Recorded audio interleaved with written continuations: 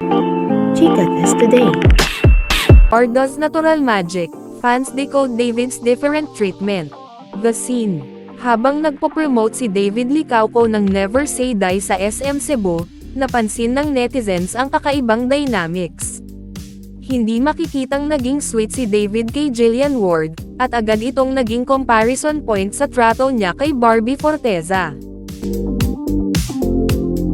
The comparison. Kung love team lang o simpleng workmate ang tingin ni David kay Barbie, dapat pareho lang ang energy niya kay Jillian.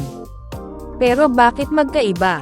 Kung fan service lang ang habol, dapat may kilig moments din sila ni Jillian, lalo na't may upcoming teleserye sila.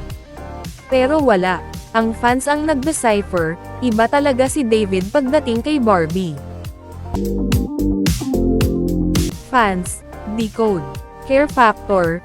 He really cares for Barbie, kaya ibang-iba ang vibe.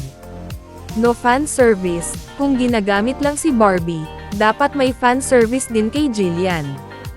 Pero wala. Magic factor, may magic talaga ang Barda. Hindi scripted, hindi pilit.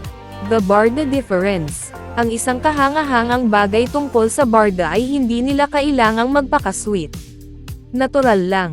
Isang simpleng tingin, isang malalim na koneksyon, at ang hindi maipagkakailang chemistry lang ang nagpapatakbo ng lahat. Conclusion.